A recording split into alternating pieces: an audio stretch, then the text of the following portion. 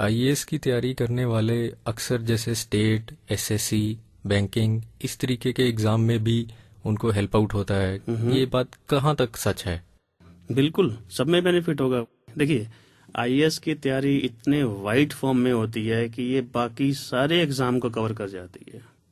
अगर आपका किसी का बच्चा तैयारी कर रहा है आईएएस के लिए, तो वो PCS, HCS, HAS, RAS, SSC, banking सबकी तैयारी उसके बीच में आ जाती है।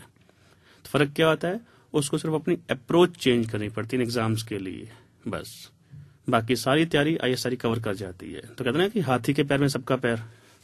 तो आईएएस की तैयारी आपके लिए एक समझ लीजिए हाथी का पैर है।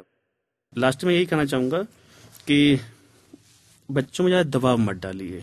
ये आईआईटी की पीएमटी कोचिंग नहीं है ये।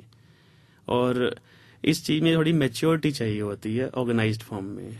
तो इतना बच्चा मैच्योर नहीं होता छोटा जो +1 +2 में है कि वो ऑर्गेनाइज्ड फॉर्म में तैयारी कर सके। मेरी सबसे ही रिक्वेस्ट है कि उसे उसकी लाइफ जीने दीजिए। ये बहुत जरूरी है। आईएएस के लिए 2 साल 1.5 साल तैयारी मोर देन सफिशिएंट है। बहुत पहले से उसे तैयारी करवाएंगे तो आपका बच्चा उस तैयारी को सस्टेन नहीं कर पाएगा। अगर आप बीए फर्स्ट ईयर में जो डाल देंगे तैयारी करने के लिए, तो वो 3 साल तक ऐसा क्या पढ़ेगा? 3 साल तक लगातार वो एक ही बात चीज को कितनी बार पढ़ेगा? ये भी हो सकता है कि उससे वो बोर होना शुरू हो जाए, उसे ना ही पढ़ पाए वही। जैसे मैं आपको एग्जांपल देता हूँ, आईएएस के जनरल स्टडीज के पार्ट में हिस्ट्री है, ज्योग्राफी है, इंडियन इकोनॉमी है, इंडियन पॉलिटी है, कुछ पार्ट कल्चर का है, साइंस का पार्ट है, और कुछ करंट अफेयर्स हैं, राइट।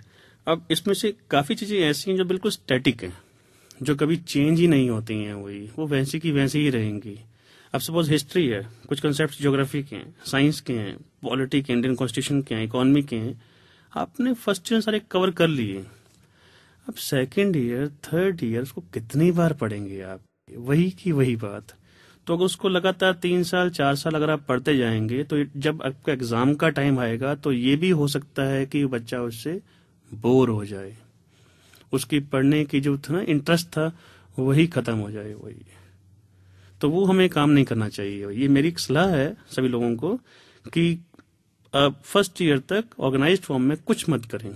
सेकेंड ईयर से हल्का हल्का उस बच्चे को चाहे कोचिंग दिलाएं, चाहे वो उसका ऑर्गेनाइज्ड काम शुरू कर दें घर के अंदर रह के ही, कि इतने देर आप पढ़ना शुरू करो, लेकिन बहुत लंबा नहीं।